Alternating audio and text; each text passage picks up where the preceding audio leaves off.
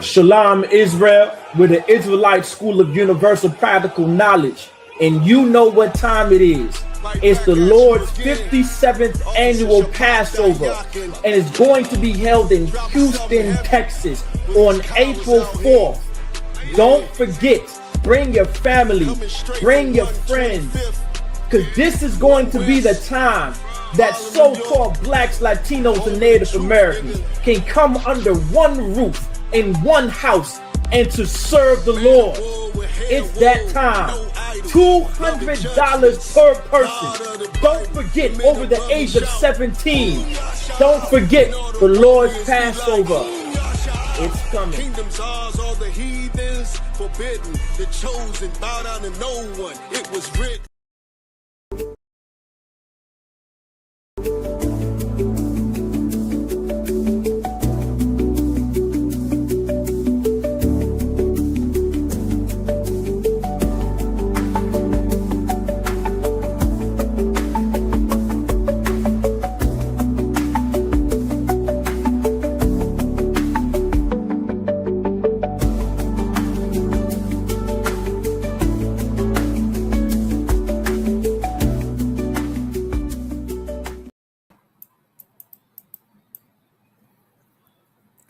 Shalom, shalom, shalom. Y'all Bashem and to the brothers.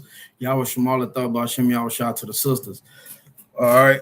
We had the ISUPK. Started out of 1 West 125th Street, Harlem, New York. You understand? We are since 1969, we are under commanding General Yohana. You understand what I'm saying? We ain't affiliated with no Christian church, no Muslim mosque, or no Black Panther movements, all right? Or any other bliggity black groups or associations y'all want to be associated with. All right. Thank you for joining the class. You understand? We got a good one for you, man. Y'all need to get y'all pencils, right? Get your pencils, get your paper, because y'all about to be in for one tonight. All right. First, anybody in the chat, y'all got any questions, put them in the chat. If y'all can hear me, give me a one west real quick. All right. Give me a one west.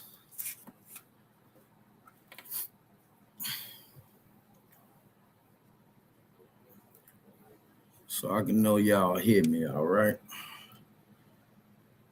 All right. All right. All right. All right. Okay. All right, y'all. All right. Tonight's class, I know y'all seen the title, right? It's about the Passover. You understand what I'm saying? We have to understand that, how can I put it? The Passover is probably the single most important high holy day and event that ever happened to our people. You understand what I'm saying? It's important because this is something that puts us in the spirit of where we need to be. You understand, to receive our salvation. You understand? We got to understand that salvation is us being rescued. You understand what I'm saying? From our oppressors. All right. So we're going to give you the history of the Passover tonight. And hopefully by the time you leave this class tonight, right? One, you're going to be headed to Houston, Texas. For the Passover. Give yourselves a hand for that if y'all. You understand? And two, you will understand the significance and why this is the most important time of year for us, and one of the most important things that ever happened to us, to our people, and why we should always remember the Passover, and why we should be in the spirit of the Passover from here on out until Yahweh Shah Mashiach return, the black man that the world so ignorantly calls Jesus Christ. All right. So we're going to get into it first. Now, we know that the Christian church is getting ready to celebrate what's called Easter, right? All right. Yesterday was the start of Palm Sunday. All right. So I want anybody, any Christians, anybody that, that's watching that's not affiliated or not in the school, I want you to show me two things in the Bible. I'm gonna give you a couple seconds. I want you to show me Palm Sunday. All right, and then I want you to show me Easter. And this is the most important thing. This is an important thing that we got to understand about the Bible. When you speak about the Bible, you claim to be a teacher of the Bible, you must be able to show and prove what is in the Bible. You understand what I'm saying? When asked, when questioned, when challenged, you understand what I'm saying? You're supposed to be able to answer these things. If you can't, then you have no reason or no business even touching the Bible. And I can say 100% without a shadow of a doubt, if you're not Black, Hispanic, or Native Indian, you should not have the Bible in your hand. It does not pertain to you. So Palm Sunday is some despicable, disgusting holiday that the Catholic Church made.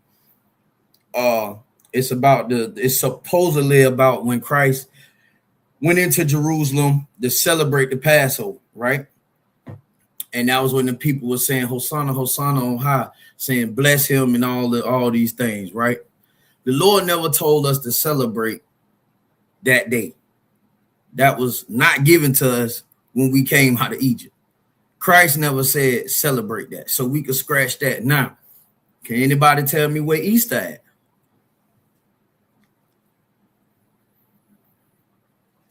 If you don't know, it's cool. No sweat. We're going to show you in the ISUPK and the Command and General Hummer. This is what Easter, this is the only part of the Bible where the word or the translation Easter is at. And it is a reason for that.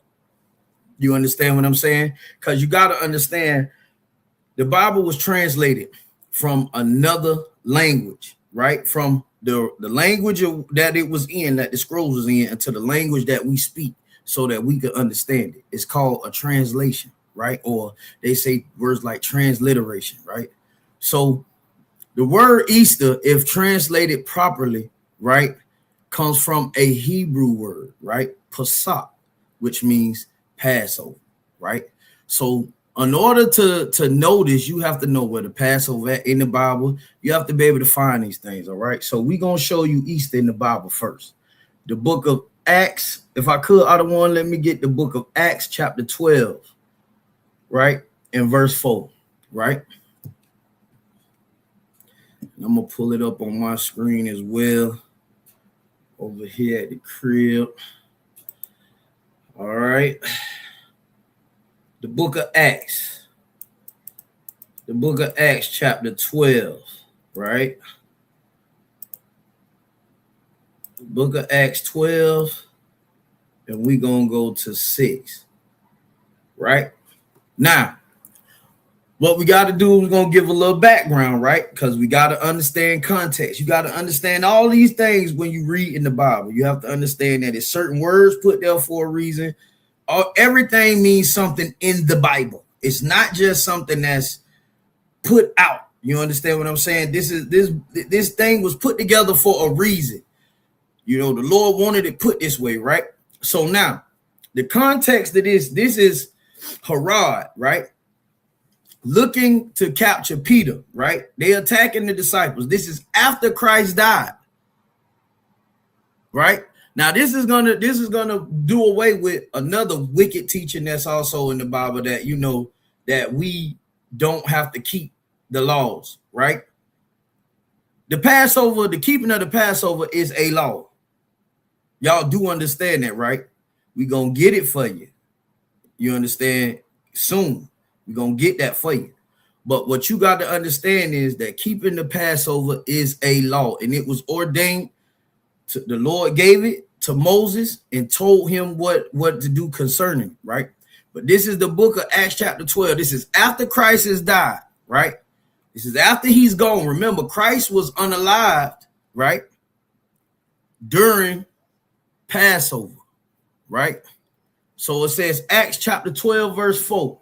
Yeah, we're gonna start at verse verse 4. That's the verse we're gonna go into, right?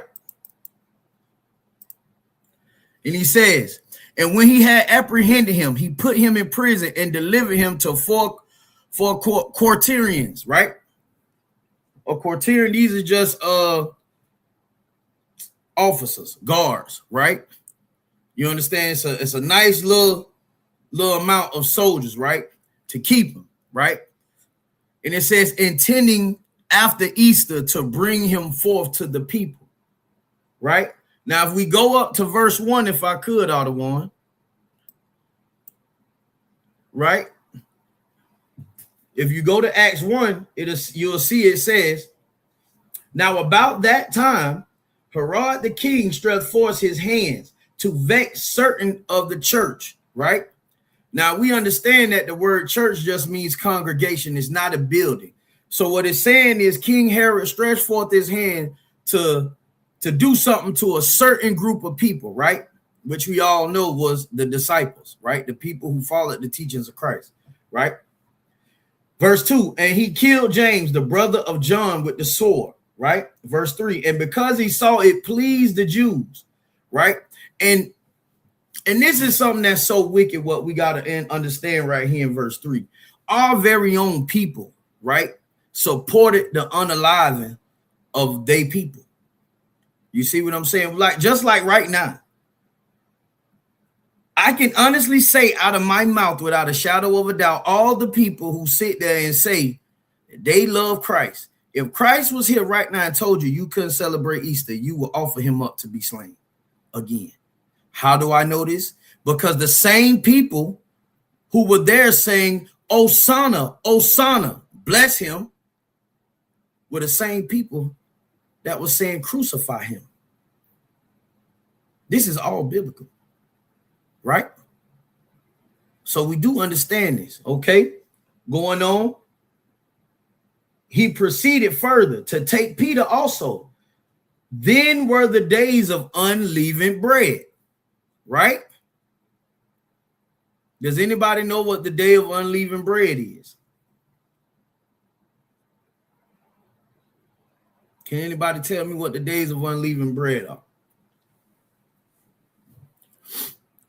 And this is crazy because this man, Herod, is actually trying to, it looked like he's keeping up a custom.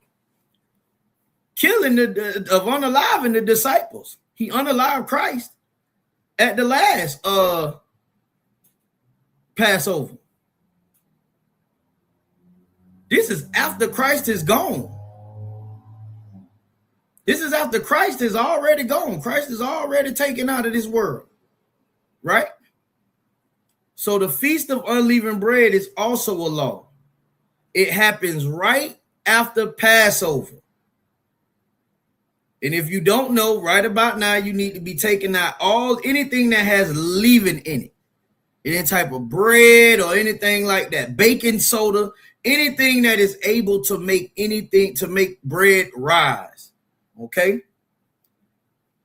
All right? And we celebrate that right after the Passover.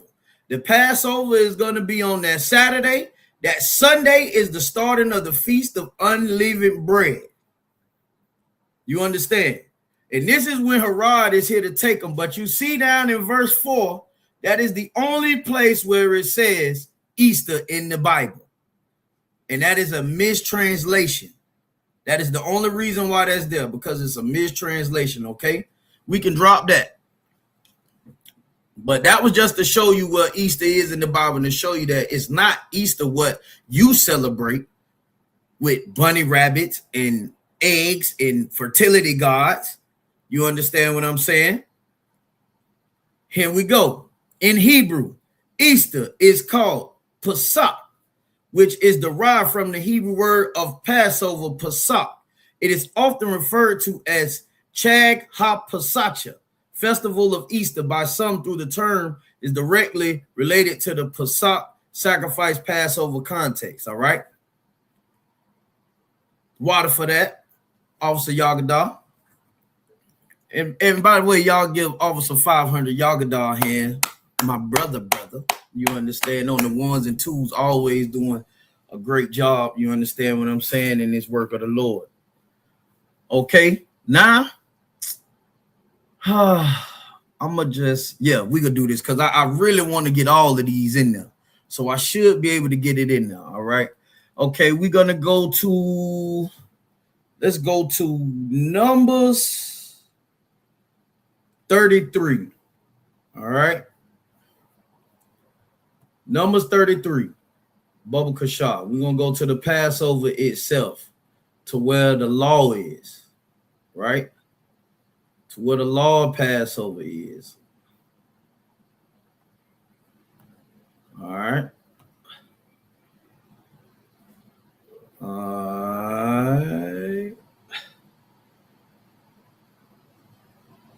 All right. Now, if you look right here, and what y'all have to understand is, this is why this is so important for us to understand, right? About what it is that we about what it is that we do, the things that we celebrate, the things that we recognize. Because Christ, remember, Christ told the Phoenician woman, the white woman, he said, "You know not what you worship. We know what we worship." You understand? We worship the Most High God of Israel. You understand? So when you saying you keeping a day that is supposed to be to the God of Israel, you have to show that there is a reason why you're doing it.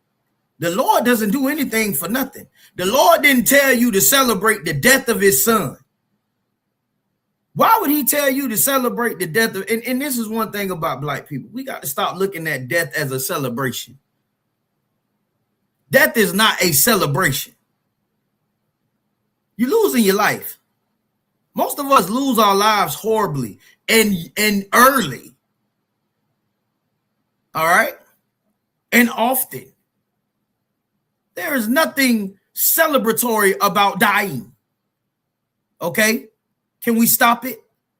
Blacks, Hispanics, and Native Indians, can we stop it? But there is something. There is a type of thing that we can celebrate. You understand? And that is the destruction of our oppressors. No one in this Bible prayed for the Egyptians. Moses did not pray for the Egyptians. Aaron did not pray for the Egyptians. The children of Israel did not pray for the Egyptians. What they did was they prayed for the Most High to save them, to get them from under the bondage of these people. And this is what happened, okay? Just to give you some background, we're going to start on at verse 1. These are the journeys of the children of Israel, which went forth out of the land of Egypt with their armies under the hand of Moses and Aaron, right? And notice it said with their armies, right? If we were just a people just being let loose, it would have said that, but it said with their armies. Okay? The Lord made us a fighting people, and we're going to get into the scripture of why. The Lord made us and called us an army. The people came out with their armies, the men who were going to protect the people. You understand? All right. Verse 2. And Moses wrote their goings out according to their journeys by the commandment of the Most High. And these are their journeys according to their goings out, right? And it's verse 3, and it says, and they departed from Ramses in the first month on the 15th day of the first month on the morrow after Passover. Uh-oh. There go that word again. Passover, right?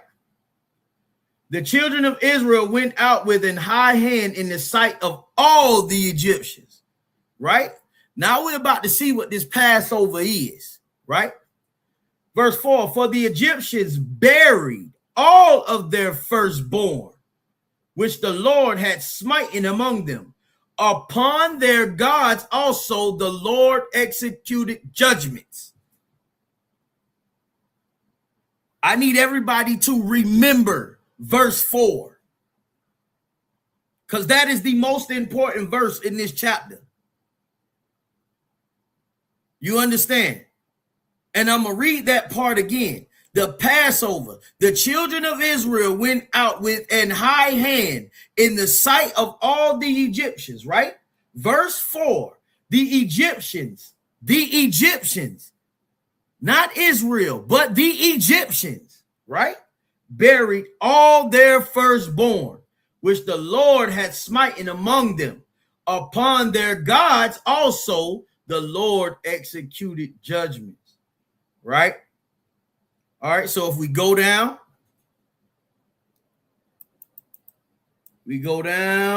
We go down, and bibbidi bobbidi.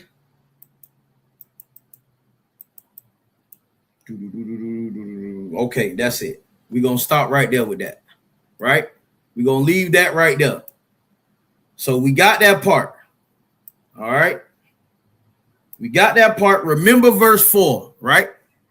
All right, we could drop that. All right. We're going to go to Exodus 15. All right. We're going to go to Exodus 15. Now, this is where y'all need to really have your pen and your pad ready. All right. 15:3. All right. But remember verse 4, what it said. The Lord executed judgment. To execute judgment, that means someone was punished. You understand? Somebody was punished for something. The Lord executed judgment on the Egyptians, man, for having his people in oppression, for having them as slaves. All right.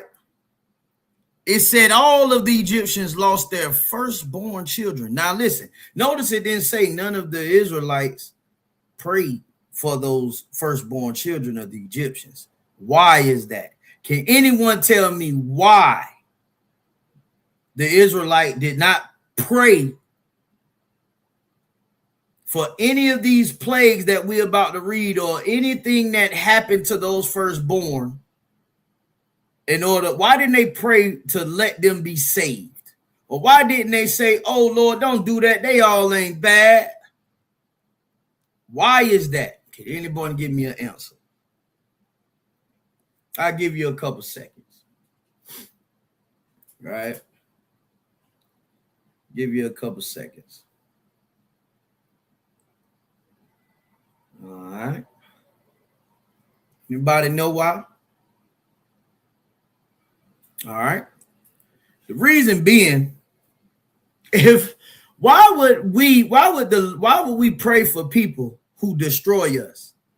Why would we pray for people who prey on us? That's a bar. I hope y'all caught that. That's a bar right there. Why would we pray for people who prey on us? Why would I ask the Lord not? What? Right. Officer Matazar Cross said they knew they were in captivity. That's right. Sister Deborah said it was not for the oppressed to save the oppressor. God damn, give that sister a hand. Sheesh. Why would you pray for your oppressor? You think them children gonna forgive you if you hurt their people? If you take away their mothers, or you done unalive their children. You still want to stay there with them?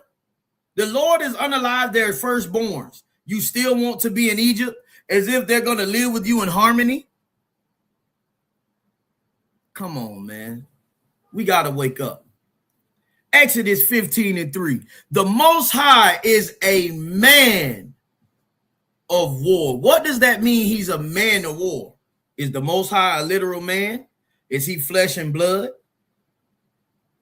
What is the Most High? It says he's a man of war. Why does it say he's a man of war? Anybody can answer. Why does it say he's a man of war? Anybody can answer. It's all right. Take your time. You can answer. You understand? I thought God was a spirit. What does it mean he's a man? All right. For time's sake, the Lord's essence is as a man. You understand what I'm saying? The very essence of him is masculine. He's not a wimpy person. He's not a how can I put it? He's not like Caesar Borgia. You understand? He's not like a white man. You understand? He has the makeup of a masculine man. There's only one type of masculine man, and those are the Israelite men, which are Hispanics, Native Indians, and Negro men. And you all understand that, right? There is a certain vigor about a Black and Hispanic and Native Indian man that no other man on this planet has about himself. You understand? The Lord made us that way too. It says he's a man of war. You understand? What is war? War is conflict. You understand? And it says the Most High is his name. We already know in the school of ISUPK, in the school of the Israelite School of Universal Practical Knowledge, what the Lord's name is. The Lord's name is Yahweh. You understand? In the Hebrew. And we understand that our power, our God, is a man of war. You understand that? He's a man of conflict. I pray you understand. Do y'all understand that? War is conflict. Somebody is going to lose their life in war. The Lord, the God of Israel, is a man of war. He is a man of conflict. Oh, we getting somewhere tonight. You understand? And we're going to show you why he's a man of conflict. And he goes to war about his people. You understand that? Everything about Passover was done for you, for the Lord to show you that he is the only power that exists in this earth and that he loves you. And for that love, for him loving you, he is willing to destroy everything, every other thing in this earth that he created to give you a life and a life abundantly. You understand? All right. We could drop that. We're going to go into the first part of this. Exodus chapter 7, right? We're going to start at verse 9 and we're going to work our way through 12, right?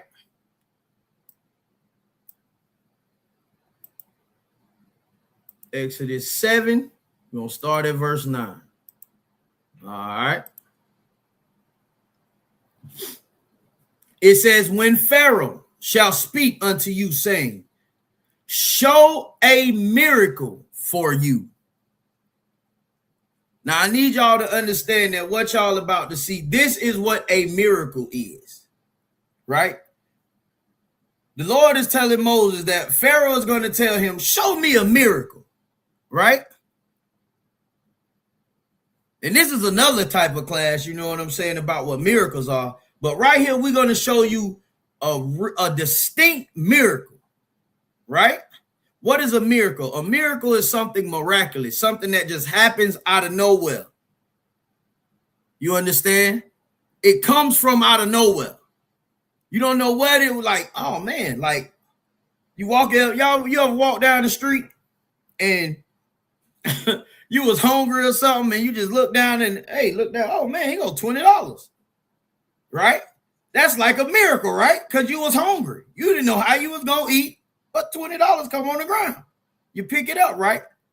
Pharaoh, the Lord said Pharaoh was going to tell Moses to show a miracle for them. You understand? From their God, right? Because Pharaoh didn't believe in the Lord. The scriptures tell us in Exodus, I think in the first chapter, it said there was a Pharaoh that came that knew not the Lord. You understand?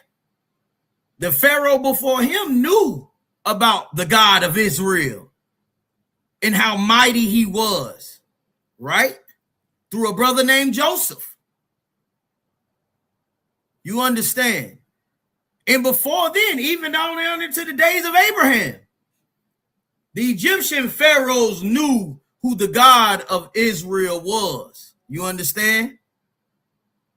They knew. But this Pharaoh, oh no, he didn't know. So he made our people slaves. You understand?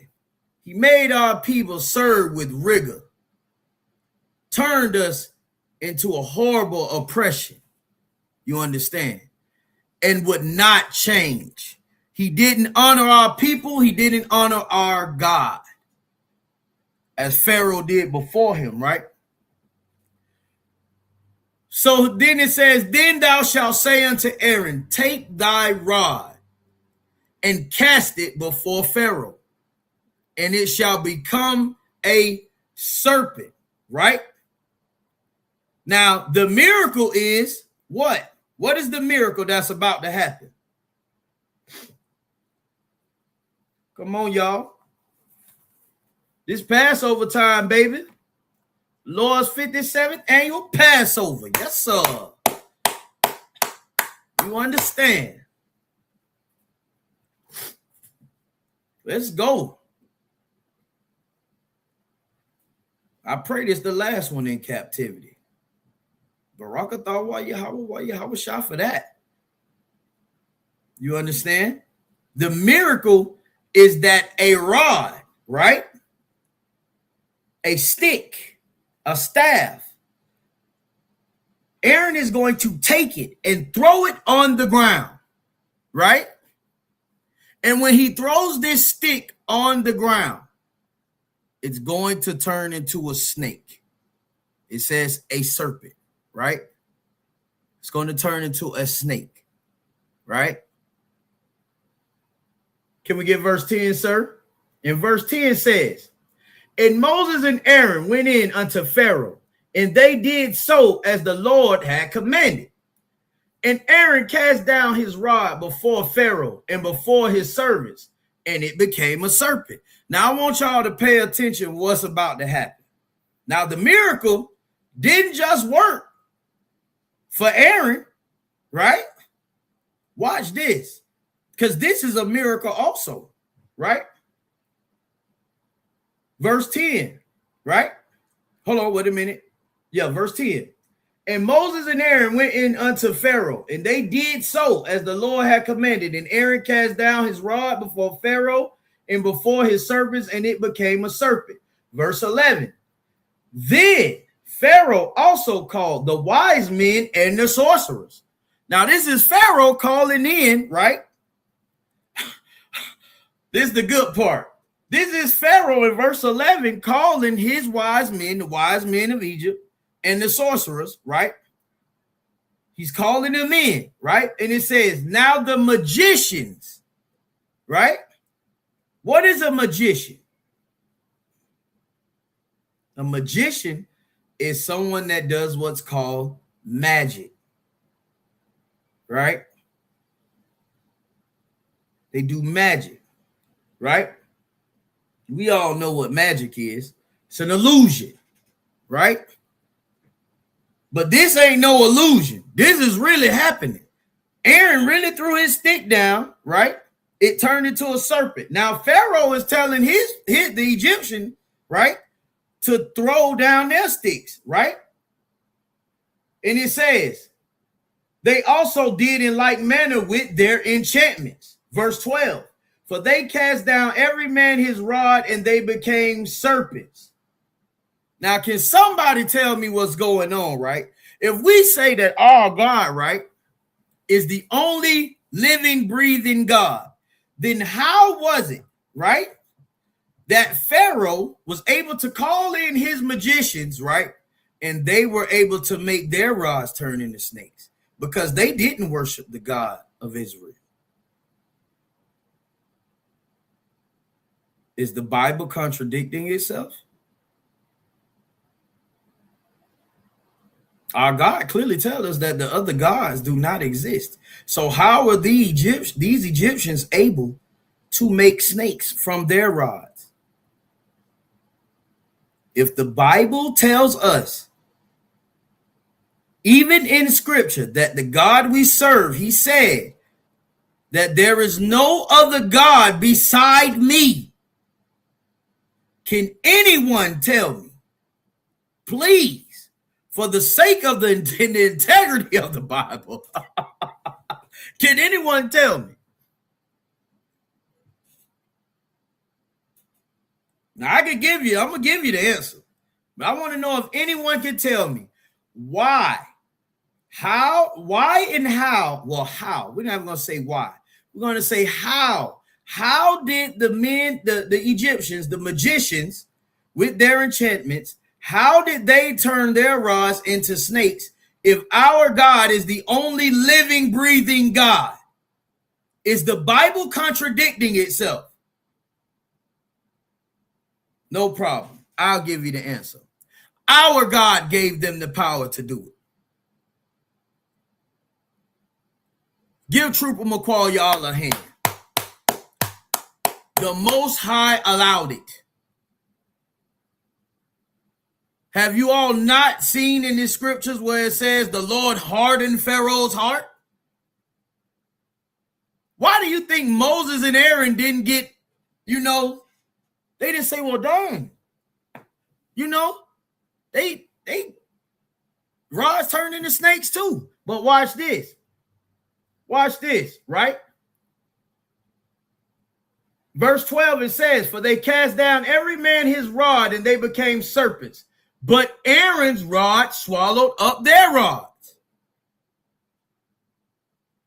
That's in verse 11, verse 12, right?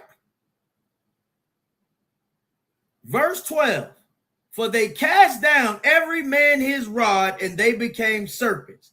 But Aaron's rod swallowed up their rods, right? We got to understand this, man. The Lord allowed the Egyptians' rods to turn into snakes. And there is a reason for that. There is a reason for that. And you're about to see it right now. Remember, Numbers 33 and verse 4 said what? Towards the end, the Lord said, you understand that he destroyed, he punished the gods, right? He put judgment on the gods of Egypt. And we're going to find out what that judgment is, because the Lord is going to do the same thing to America and its gods and its Pharaoh to let us go. But we have to understand that the gods of the Americans, you understand, of the white man, are not real. The God of Easter is not real. The God of Passover is. Okay? Now, we're about to get into why the Lord is a man of war, right? He's a man of conflict. We have a God that loves conflict. You understand? He loves proving that he exists, right? Through conflict. You understand? We're going to go into Exodus chapter 7. If you drop down to verse 16, this is the beginning of the plagues. Okay? This is the beginning of the plagues, right? And y'all are going to find out that each of these plagues, like I said, the Lord doesn't do anything for nothing. Everything he does is for a reason, right? Now, remember, he just allowed these Egyptian magicians to turn their rods into snakes, right? Oh, man. Oh, me. Oh, my. The God of Israel, he has competition. Oh, no. Whatever are we going to do? They turned their rods into snakes. Even though Aaron's rod swallowed up the rest of them, but they still had that power. So we're going to show that it was our God that gave them that power. But just for playing along's sake, we're going to say, or hang at the theory, just for teaching purposes, what, the Egyptians, their rods turned to snakes too. So they got power, right? We're about to get into it. This is the first battle, right? A war is made up of many battles. You understand? And you have to understand war to understand these analogies, right? Or to even understand the Passover. You understand? The Passover was a war. Like how the war is going in Iran, you see they fight many battles. There's certain parts of the war. And then you get to where, you know, once you winning, whoever's winning, they get to the final kill, right? So just keep that in mind. All right. We're going to go down to Exodus chapter 7. We're going to start at verse 16. All right. It says, and thou shalt say unto him, the Lord God of the Hebrews, not the Lord God of everybody else, not the Lord God of the Hebrews and the Egyptians, but the Lord God of the Hebrews, right? Y'all understand that, right? Have sent me unto thee, saying, this is Moses talking to Pharaoh. He's saying, the Most High God of the Hebrews have sent me to you. You understand? Saying, let my people go. Why? Because we were slaves. We were being oppressed. We were in bondage. And people will say, hey, if you're a slave, why don't you just leave? You can't escape. You can't leave. You understand? You can't leave America from here and think you're going to go to China and not still be a slave. You are a nigger, spick, and savage everywhere you go in this earth. Do you understand that? You can't run from this because this is a sign upon you. You understand that, right? This is a sign among you so that we know that we are the Lord's. You understand? Right? And he says that they may serve me in the wilderness. And behold, hitherto thou wouldest not hear. Right? Verse 17. Thus saith the Lord, and this thou shalt know that I am the Lord. The Lord is letting Pharaoh know, listen, you're about to know that I'm the only God. I am the only power that exists. Your gods do not exist. And here is round one. The Lord drew first blood. Y'all ever heard of that term? To draw first blood? Y'all ever played that game? Y'all know the game? Well, when you was younger, two people was getting ready to fight, and one person would be like, the baddest one hit the dirt out my hand. Yeah, somebody stand there with a handful of dirt. And then whoever the baddest one was, they'll slap the dirt out the hand. And then after that, they're going to fight. Well, this is what the Lord did. You understand? The Lord drawing first blood. Ain't no more games. You think you something? The Egyptians thought they were gods. The Egyptians thought that their gods made them strong and made them powerful. Well, this is the answer of the God of the Hebrews, a God that is a God of conflict. I pray you understand. Right? Verse 17 says, thus saith the Lord, and this thou shalt know that I am the Lord. Behold, I will smite with the rod that is in my hand upon the waters which are in the river, and they shall be turned into blood. Right? Verse 18, and the fish that is in the river shall die, and the river shall stink, and the Egyptians shall loathe to drink of the water of the river. Verse 19, and the Most High spake unto Moses, say unto Aaron, take thy rod and stretch out thine hand upon the waters of Egypt, upon their streams, upon their rivers, and upon their ponds, and upon all their pools of water, that they may become blood, that there may be blood throughout all the land of Egypt, both in vessels of wood and in vessels of stone. Right? Now, if I could, sir, could you pull up the God of the Nile Happy or Hopi, H-A-I-P, Baba Kushar, the god of the Nile, Happy or Hopi. All right.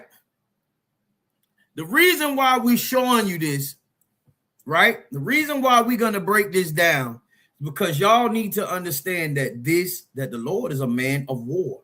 The Lord is about to war for his people. Y'all do understand this, right? He's about to war for his people. And he's about to war against the gods of Egypt. Every single one of these plagues was a fight, was a declaration of war on a specific god of Egypt. Oh, we're about to get into it. Y'all about to see a side of Passover you probably never even knew. And here we go. Happy is the ancient Egyptian god of the annual Nile flooding, crucial for providing fertile silt for agriculture.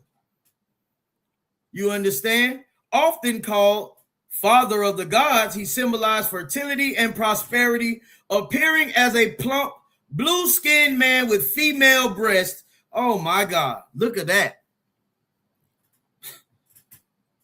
Their god was a transgender, a hermaphrodite. It was a man and a girl. Our God is a man of conflict, not a man-woman who has breasts to represent nourishment, often depicted as twin deities overseeing upper and lower Egypt. Now, what was so important about the water? The Nile River was considered to be the source of life. So the Lord instantly went after the most valuable resource that they had, and one of their most valuable gods, often called the father of the gods. Isn't that crazy? The Lord went after the god Hopi after the river, turned it into blood. Why, you say? Can anybody tell me why? I'm going to see if y'all paying attention. Let's see if y'all paying attention. This is what learning is in the ISUPK under commanding General Yohana. You understand? I pray you do. And if you have a paper and a pencil, write this down. These scriptures right here are the beginning of the plagues, the beginning of war, the beginning of conflict with the gods of Egypt and the Egyptian people. This is God fighting our oppressors. All right? We do understand this, right? His first victim is Happy, right? Give Sister Deborah a hand. He went after it to prove that their God was nothing. Damn right. All right. And I'm going to read verse 20 up to 21. And Moses and Aaron did so as the Lord commanded. And he lifted up the rod and smote the waters that were in the river in the sight of Pharaoh and in the sight of his servants. And all the waters that were in the river were turned to blood. Verse 21. And the fish that was in the river died. And the river stunk. And the Egyptians could not drink of the water of the river. And there was blood throughout all the land of Egypt. And verse 22. Watch this. Here we go. And the magicians of Egypt did so with their enchantments. And Pharaoh's heart was hard. Now listen, what is diabolical about what's going on in verse 22? Can anybody tell me, do y'all not see how diabolical this is? Right? So you mean to tell me that the god Hopi, right, one of many Nile gods, but this is the main one. Hopi, right? He gave these Egyptian magicians power to put more blood into the river.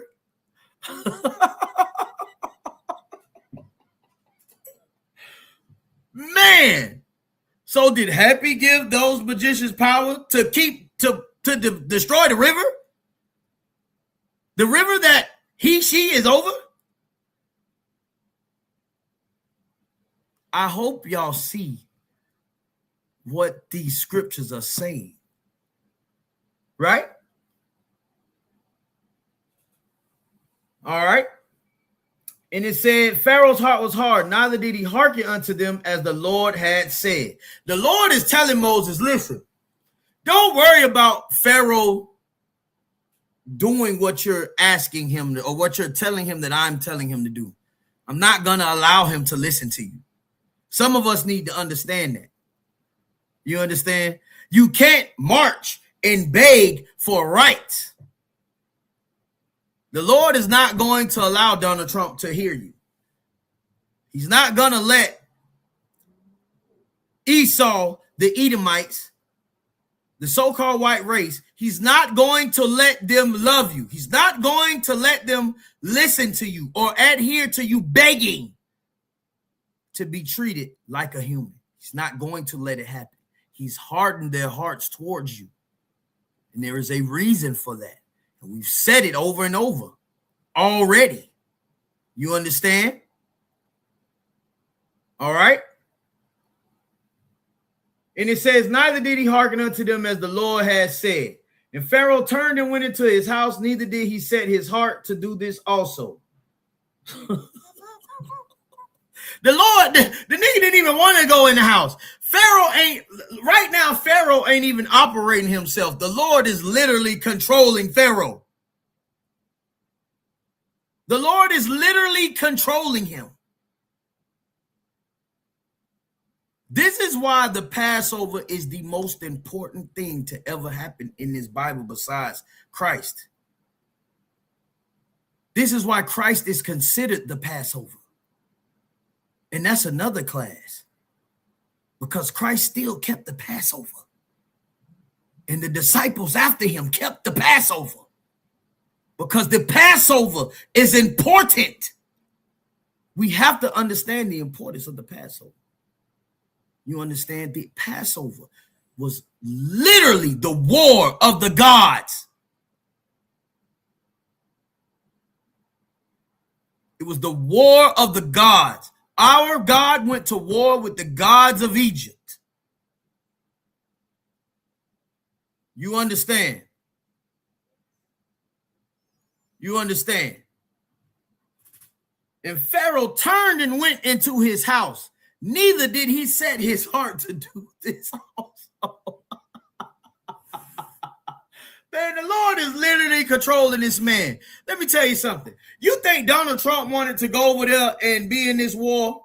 Donald Trump wanted to sit here in America and just rule over God's people. Deport us, mistreat us. That is what Donald Trump wanted to do. Donald Trump sent these people over there, this army, to Iran. He didn't even want to. In Donald Trump's mind, can you imagine what he's thinking? Like, what the hell am I doing? The same as Pharaoh. Pharaoh's like, what the hell am I doing? The river just turned into blood. I'm supposed to have a God, my God that is over the Nile, to stop and clear the flood up, the river up. But my magician just put more blood into it. He don't even recognize this. World War III is the Valley of Jehoshaphat. It's the same thing. It's the Lord going to war. Conflict. Pleading for his people to be set free. Even if we was to get free from the white man here, it'd be another race of people to take us in. Y'all do know that, right? If the white man let us go right now and we was to get from under him and defeat him, the Arabs would come and take us into slavery. If we was to get from under the Arabs, the Africans would come right back and get us. The Lord is going to use World War III to free us and destroy our enemies, just like he did with the Passover. Verse 24 says, and all the Egyptians dig round about the river for water to drink, for they could not drink of the water of the river, but they have a river god. Where is their God? Their God does not exist. So that's round one, right? That is plague number one. All right. If I could, sir, could we go to Exodus 8? Exodus chapter 8, right?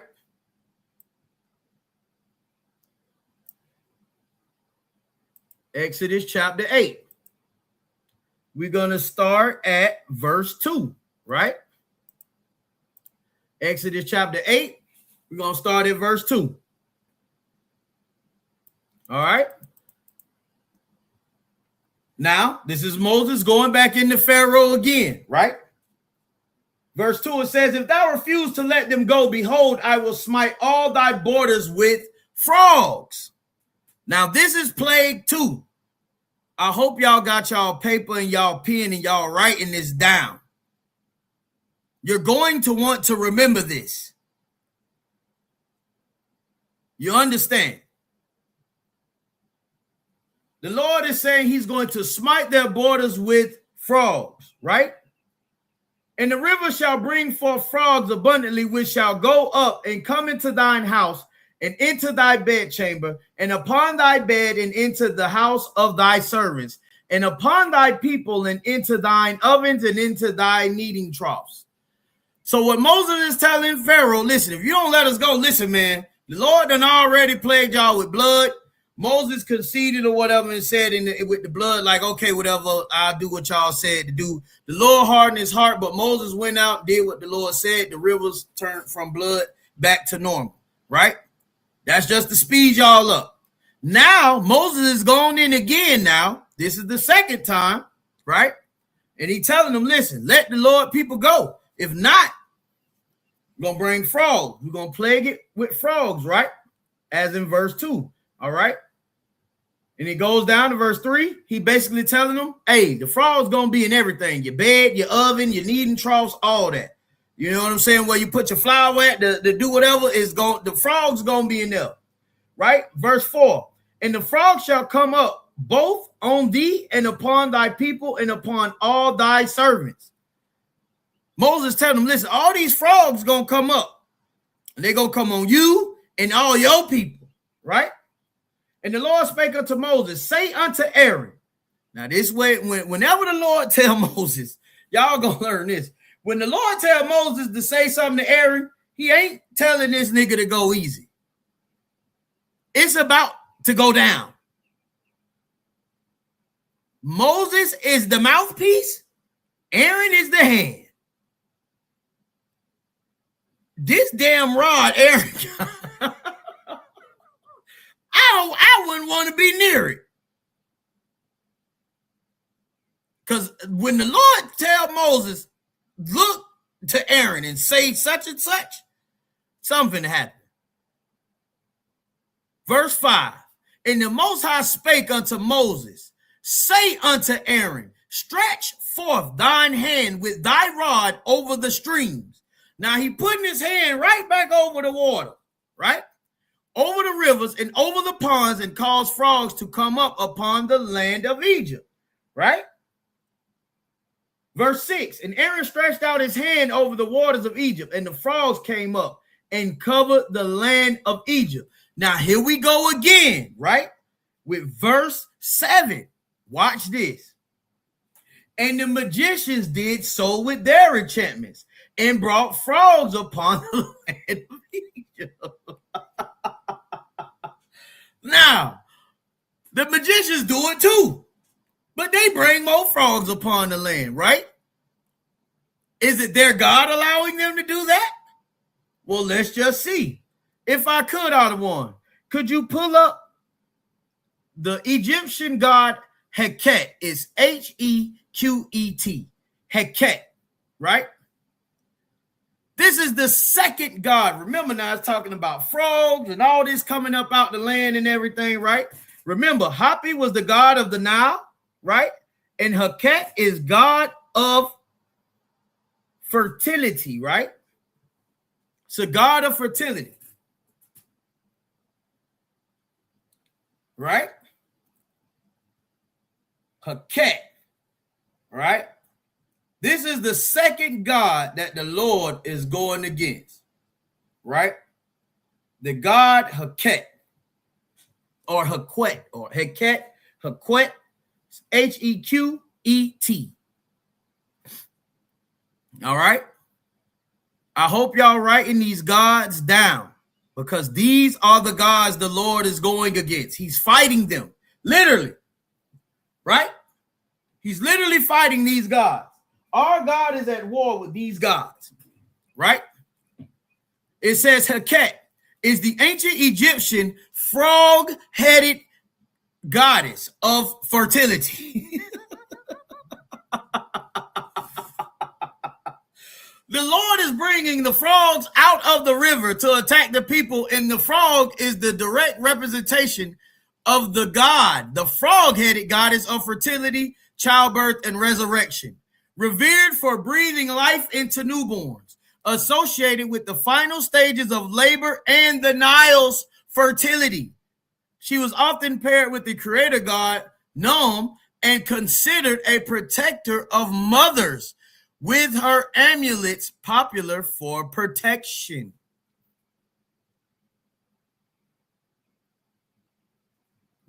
Y'all see what's going on? That's two gods, right? This is the war of the gods. This is the battle of the gods, the battle of Egypt. You understand? Now, verse 7. Y'all see what it said in verse 7, right? It said the magicians of Egypt, they brought forth frogs. So they basically plaguing their own people, right? Their gods are giving them power to destroy them, right? Oh, we got a dilemma going on. Houston, we have a problem. These gods seem to be stupid. Right, Trooper McCall, y'all give him a hand. He say it's like the Most High making a mockery of those false gods. That is exactly what he's doing. Right? All right. For time's sake, we're going to keep going on. Right? We're going to drop down to Exodus 8. Verse 16 and 18, right? And remember, after all of these things, right, Moses is going out. Pharaoh is playing like, yeah, I agree. I'm going to do it. But he don't. The Lord is hardening his heart. So Moses will go out and do something. And whatever plague is going on, it'll stop. It'll just go right back to normal. The frogs will stop coming. Now, the damage is done. The damage ain't reversing. But the plague is just ended, right? So now, you got Exodus 16. We're going to start at 18, right? Exodus 8 and 16. We're going to start at verse 16. Okay. And the Lord said unto Moses, say unto Aaron, listen, I told y'all, every time the Lord tell this nigga Moses to say something to this nigga Aaron, it's problems. Aaron is the shooter, man. Aaron is the shooter. Aaron ain't bull-jiving. This nigga got the first AK-47 in all of niggerdom. He got a switch on it. And the Lord said unto Moses, say unto Aaron, stretch out thy rod and smite the dust of the land. What is the dust of the land? What is the dust? Can somebody tell me what the dust of the land is? What is the dust of the land?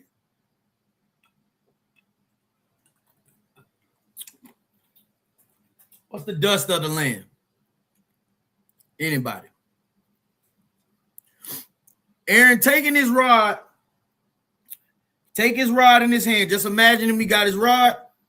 He hit the ground. What is the dust? All right. For time's sake, it's just the dirt. From dust ye came, from dust ye shall go. It's just the dirt. That's it. It's just dirt, right? So Aaron takes his hand, the rod, he stretches it, he hits the dust of the land, that it may become lice throughout the land of Egypt. Verse 17. And they did so, for Aaron stretched out his hand with his rod and smote the dust of the earth, and it became lice in the man and in beast. All the dust of the land became lice throughout all the land of Egypt. Verse 18. Here we go again. And the magicians did so with their enchantments to bring forth lice, but they could not. Uh-oh. Uh-oh. Uh-oh. The magicians tried to do it in Egypt. They couldn't do it no more. They couldn't bring about the lice because now the gloves coming off. Now the Lord about to show and prove to them, listen, y'all gods don't exist, man. I don't know how y'all could ever think your gods exist and helping me and destroy your people. You understand? And the magicians did so with their enchantments to bring forth lice, but they could not. The Lord has taken the power from them. Uh-oh. Here we go. Here we go, blacks, Hispanics, and Native Indians. The turn of the tide. They got no more power now. You understand? And the power they had, they was using to hurt themselves. Right? Verse 13, then the magician said unto Pharaoh. Now, this is what the magicians say unto Pharaoh. Watch this. This is the singer of God. They called Moses the singer of God. Well, not singer, but finger, right? And this it says the singer, but it's the finger, right? They're calling Moses, they're saying that this is the finger of God. Saying that this is the finger of Moses' God that is doing this, right? And Pharaoh's heart was hardened, and he hearkened not unto them as the Lord had said, right? So now, if I could, Baba Kashar, can you pull up the Egyptian god Geb, G-E-B? All right. G-E-B, the Egyptian god Geb, G-E-B. All right. Now, the Lord done already beat the brakes off Hoppy. He done beat the brakes off of Ket. Now he going at Geb, right? He smited. What did he do? He told Moses to tell Aaron to take that AK-47, take it, hit the ground, the dust of the earth, which is the dirt. What is dirt? Dirt is earth. Right? Dirt is earth, right? This is the God that the Lord is fighting now. Geb is the ancient Egyptian god of earth, fertility, and a primeval king. You understand? This is the god of earth, the god of the soil, the god of earth, land. Earth is land. The Lord is now fighting him. Aaron took the stick, hit the dirt, and made lice come from it. The whole point of all of this is God is showing them, if my men, if my prophet, who I sent, Moses and Aaron, if my prophets are saying what I'm going to do, why can't your gods reverse it or stop it? This is the point. Often depicted lying beneath the sky goddess Nut to personify the land. As a crucial Heliopolitan, right? Heliopolitan, Salakia, a need deity, He was thought to cause earthquakes, provide vegetation, and act as a gateway to the afterlife, right? That was Jeb, okay? Jeb is getting the brakes beat off him right now because the Lord done put lice, right, over the Egyptians, all right?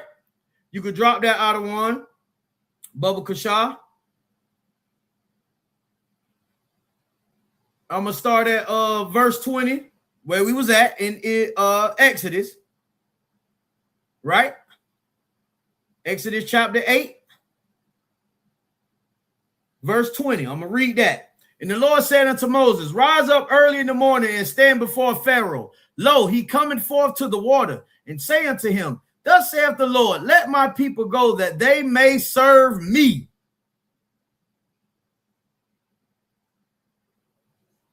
The Lord is telling Pharaoh, let my people go so they can at least serve me, man. You got my people serving your weak gods.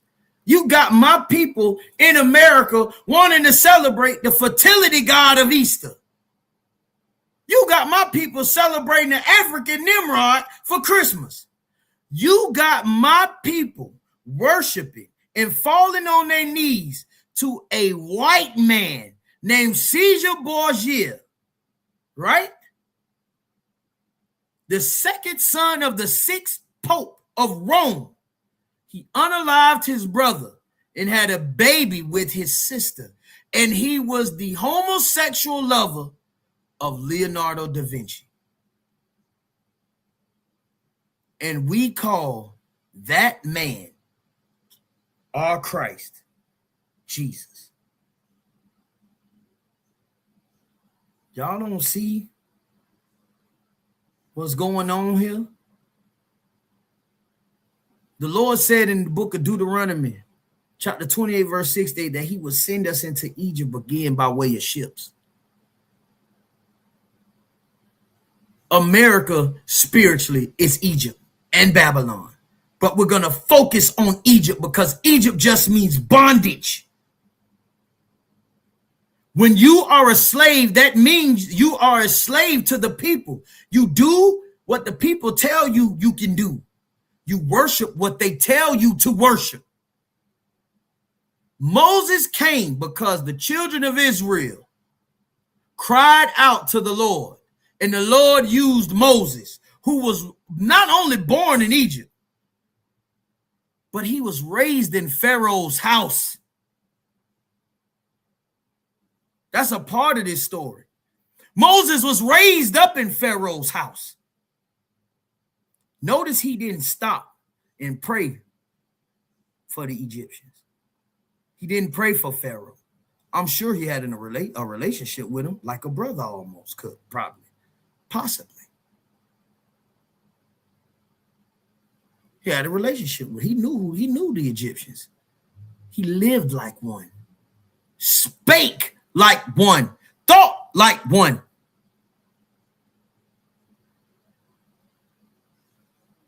But he was an Israelite.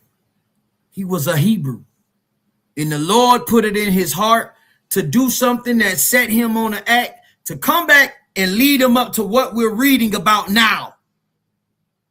To free his people from slavery and bondage. You understand? And what Moses is doing is the same thing that Christ did. The same thing that we are doing in the ISUPK under commanding General Yohana. We're here to tell Pharaoh Trump, let the Lord's people go. Let us worship our God the way we are supposed to worship him. We can't be homosexual. We can't eat pork, shrimp, crab, and lobster. We can't celebrate Easter. We can't celebrate Christmas. We can't celebrate New Year's. You tell us to do these things, though. And for that, what we're reading now, it's going to happen now. Because that is what happened then. The same thing, right? Now, we're going to drop and go to Exodus chapter 9, right? Exodus chapter 9, we're going to start at verse 20, right? How many plagues we down? Anybody? Can anybody tell me how many plagues we down so far? We done had the locusts. All right. We had the blood. We got 1, 2, 3. We got 3. We 3 down, right? Let me see.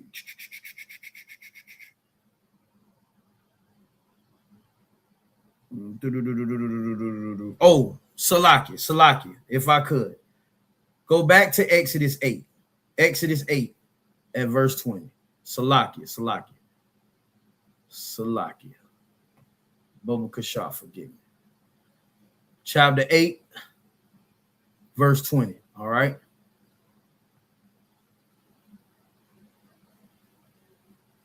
That's what we was on. Salakia. Okay.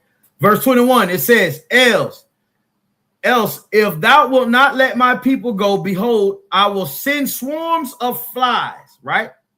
Swarms of flies upon thee and upon thy servants and upon thy people, and into thy houses and into the houses of the Egyptians shall be full of swarms of flies, and also the ground wherein they are. So now listen, this is the Lord, this is Moses going back in, right? So far, we got 1, 2, 3 guys down. We coming up. This is the 4th one, right? So Moses back in there telling them, listen, let my people go. If not, this is what's going to happen. The Lord going to bring flies. Swarms of flies, right? Verse 22. Now watch what's going on, right? Watch this. Verse 22. And I will sever in that day the land of Goshen in which my people dwell. The Lord is letting Pharaoh know, listen, I'm going to separate my people from your people because this is war. I'm trying to prove a point to my people. So guess what? This plague right here, from here on out, watch this. The Lord told him, he said in verse 22, he said that I will sever in that day the land of Goshen in which my people dwell, that no swarms of flies shall be there, to the end thou mayest know that I am the Lord in the midst of the earth. The Lord letting Pharaoh know, listen, I'm really finna ramp it up, and I'm going to show you it ain't no other God but me. These flies ain't even going to go where my people at. It's not going to go to the ghetto. You understand? It's not going to the ghetto where my people at. But your people, the flies are going to be on your people. And to this day, flies are on every African in Africa. To this day. To this day, all the flies is on every African. They followed them. They followed Polite when Captain Zariot was debating Polite in that building. A fly was in there. It was on Polite. The flies was on Polite. You understand?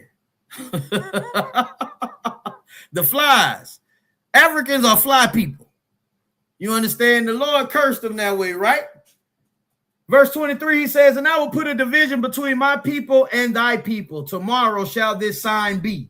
Verse 24, and the Lord did so. And there came a grievous swarm of flies into the house of Pharaoh and into his servants' houses, and to all the land of Egypt. The land was corrupted by reason of the swarm of flies. Now, if I could, Adawan, can I get the Egyptian god Khepri? Khepri. Let's see what this god do, right? Notice it said it's corrupted by reason of the flies, right? Watch this, everybody. The god of Khepri, Khepri. Khepri is the ancient Egyptian god of the rising sun, representing creation, renewal, and daily rebirth, often depicted as a scarab beetle or a man with a scarab head.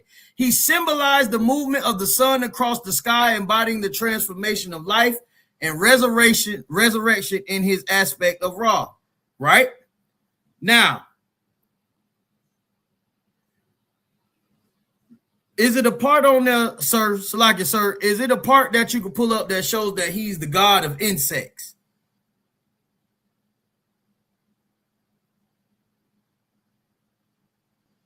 Ah, there it is. Right.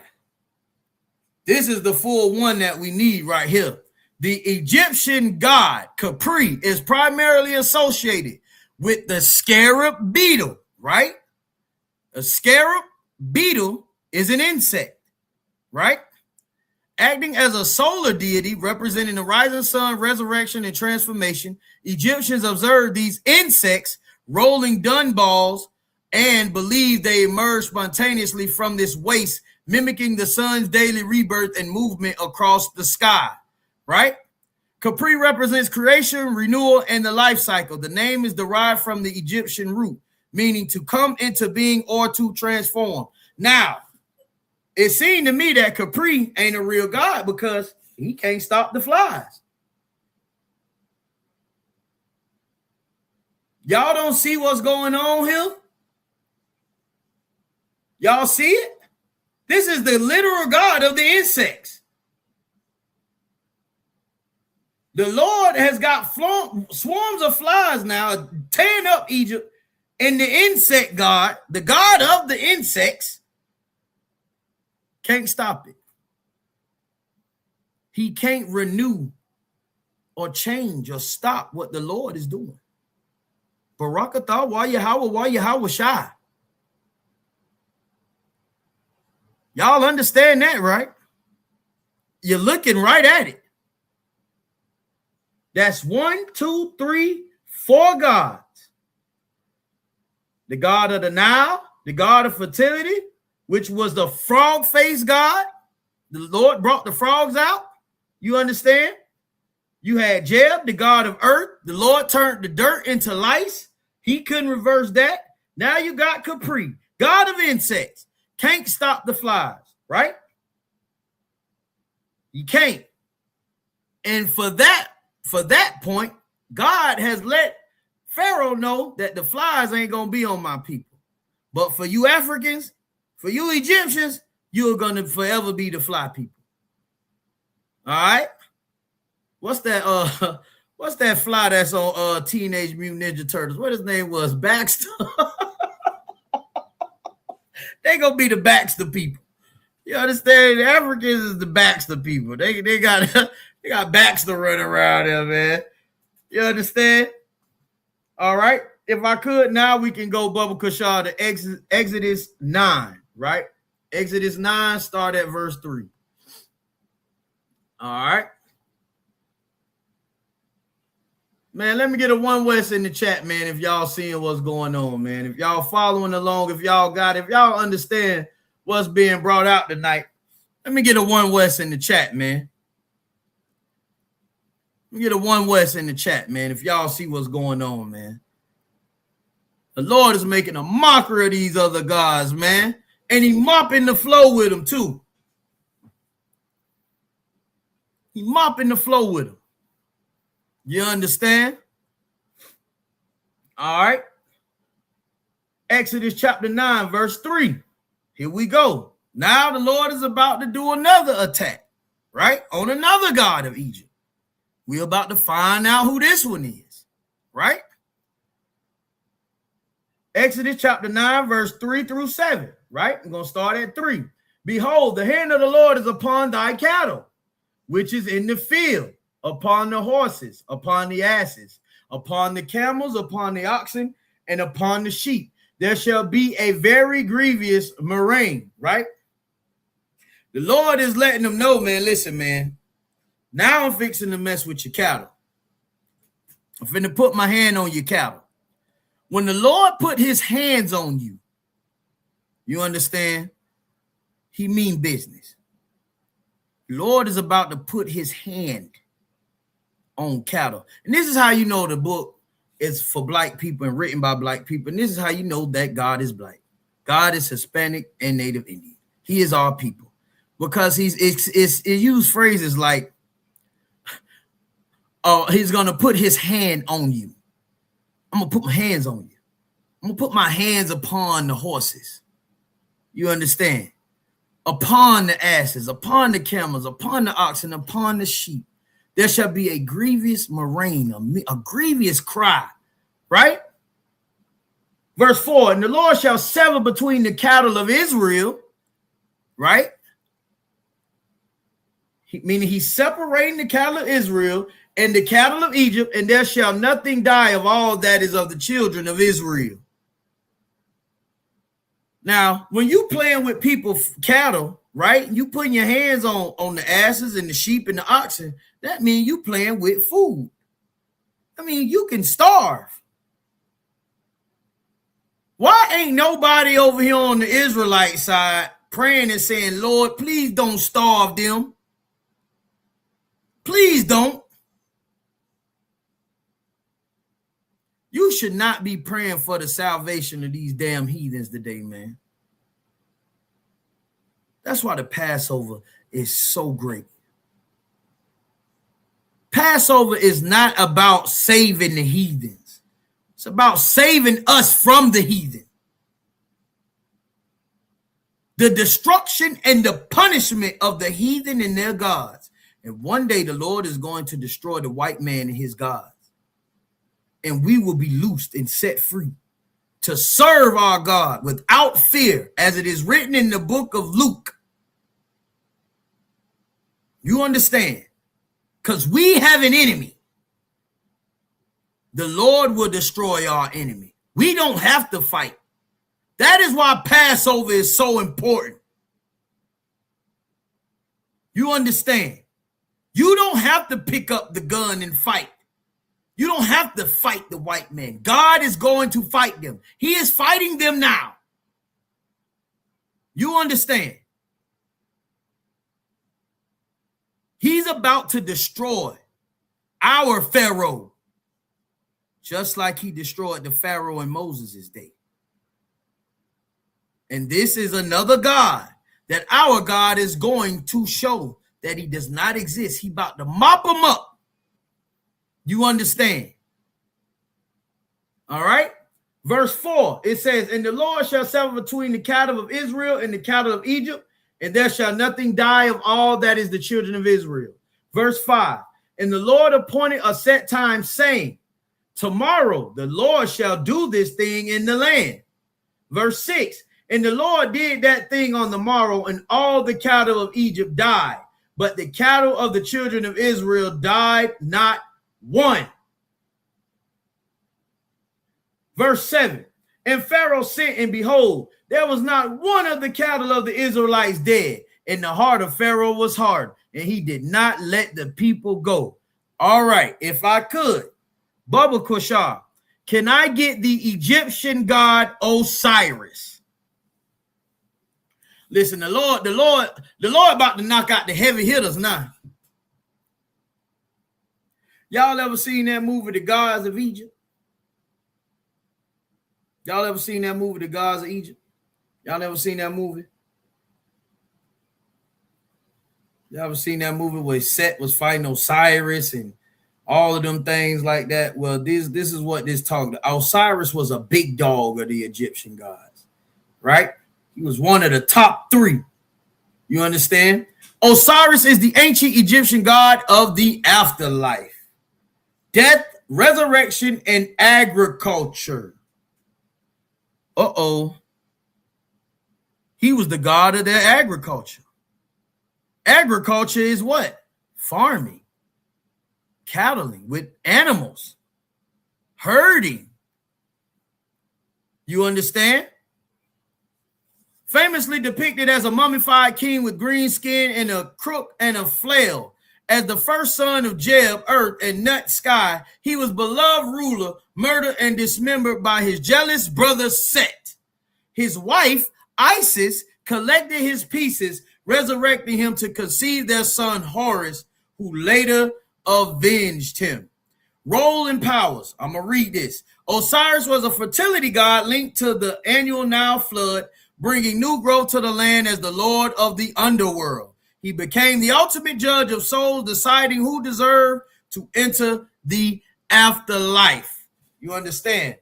And part of his role was agriculture. So this is the Lord fighting against Osiris, the god of farming.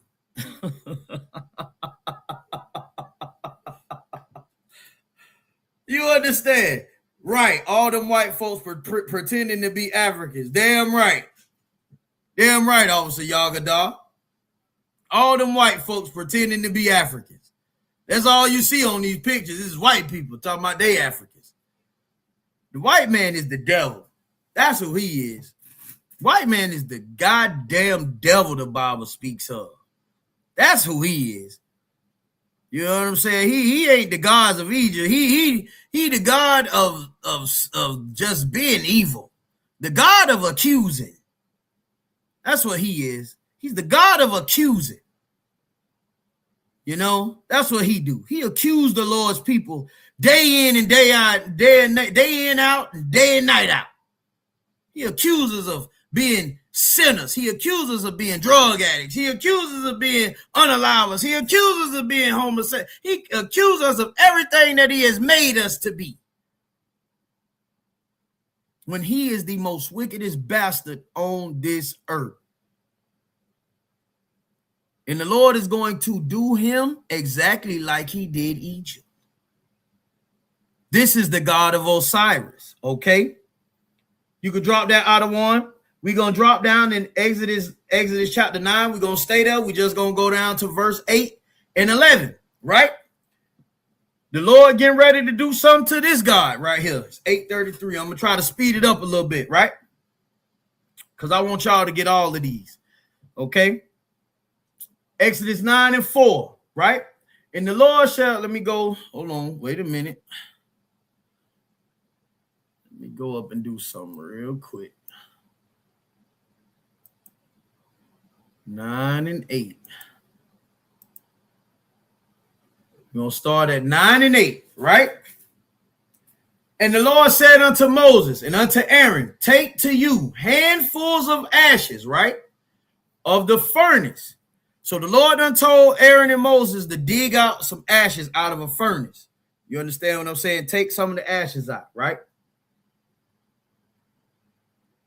And let Moses sprinkle it towards the heaven in the sight of Pharaoh. So while Pharaoh look at Moses, take the ashes and throw them up, right? Where Pharaoh could see them, right? Verse 10. Verse 9. And it shall become small dust in all the land of Egypt, and shall be a boil, breaking forth with blains upon man and upon beast throughout the land of Egypt. So now Moses and Aaron took these ashes. Moses threw them in the air. Now what come from this is boils. This is the plague of boils, right? So now we're going to see what God the Lord is fighting right now. All right. If I could, sir, could I get the God of the Egyptian God Sekhmet? It'll be Sekhmet, Sekhmet. Right? This is the God of Sekhmet, right? The God Sekhmet. We're going to see what he is, right? You can just pull that up, sir, and I'm going to keep reading, right? Just leave that up there, sir. I'm going to keep reading this scripture. Baba Kashav, you could. All right. And verse 11, it says, and the magicians could not stand before Moses because of the boils. The boil was upon the magicians and upon all the Egyptians. Now, the boils now ain't on the Israelites. So God don't care about none of these Egyptians. But he making sure none of these plagues is happening to the Israelites. Listen, if we just came back to the law, statutes, and commandments that the Lord gave us, none of the tragedy, the tragic, crazy stuff that be happening to us, it wouldn't happen to us. We wouldn't catch AIDS. We wouldn't have to sit here and die of heart and blood pressure. You understand? We wouldn't be out here alive and unaliving one another. The plagues of this place would not be on us. The plague of poverty, the spirit of unaliving, the spirit of homosexuality, it would not be on us if we would just leave this place alone and join back to our God. just like they did in Moses' day. If we did that, we would be safe. You understand?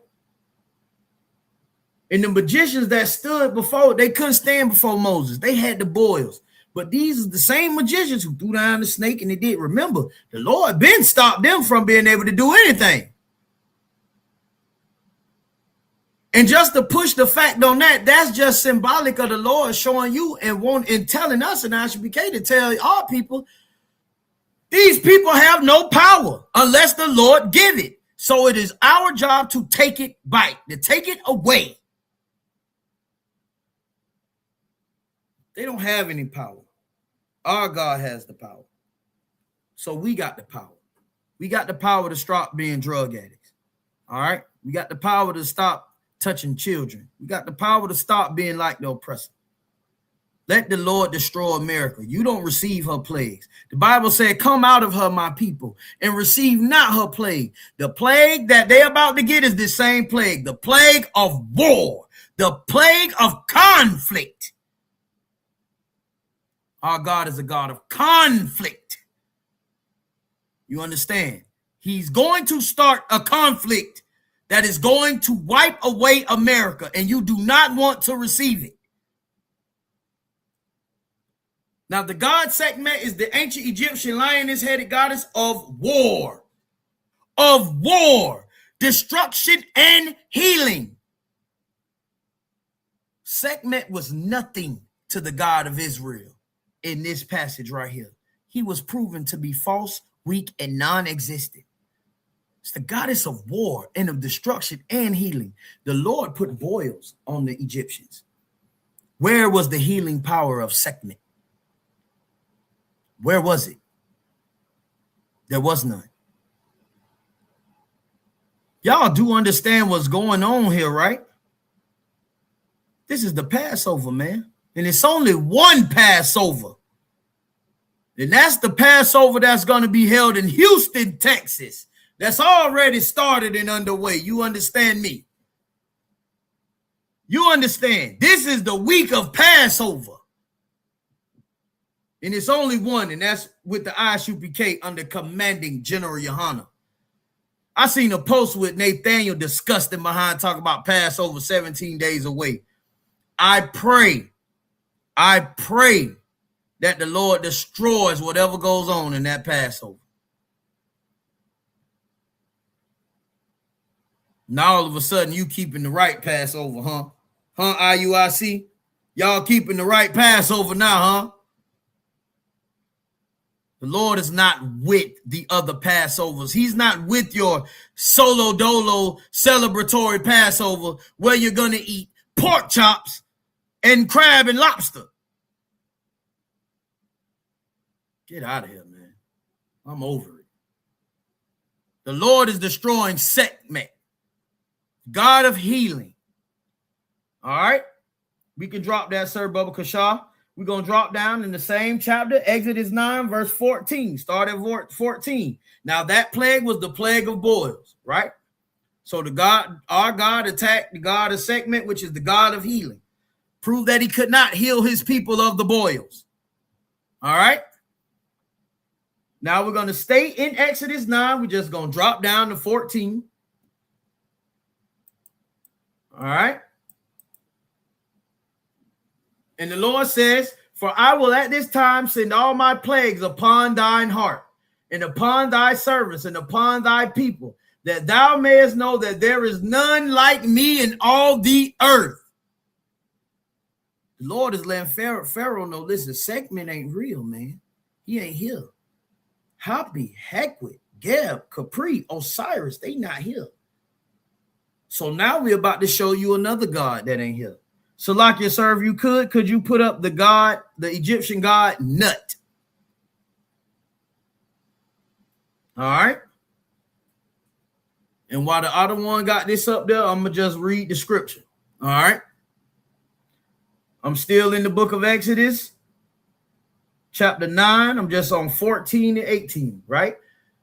And it says, for I will at this time send all my plagues upon thy heart. All right, we got that. Verse 15. For now I will stretch out my hand that I may smite thee and thy people with pestilence, and that thou shalt be cut off from the earth. All right. The Lord saying he about to cut them off from the earth with this one. What does it mean to be cut off the earth? It means he's about to make them not a nation anymore. With this plague right here. This is the plague where the Lord, y'all not even going to be a nation no more, because the destruction that is going on is irreversible. You can't reverse it. The damage is done. All right. And it goes and it says, verse 16, and in very deed for this cause have I raised thee up. Right? The Lord saying, just for everything I've done, this is the only reason why Pharaoh is as high as he's gotten. This is the only reason why Egypt had the prosperity that they had. The Lord is telling you, I gave you the power to become the place that you became. The power that you became to be, I gave you the power. And now I'm taking it away. Right? For this cause have I raised thee up, for to show in thee my power, that my name may be declared throughout all the earth. The Lord is doing this so that his name can be spread through the world like it is today. Everybody, and even if you don't know nothing about the Bible, you know about the Lord destroying Egypt. Everybody know that. Right?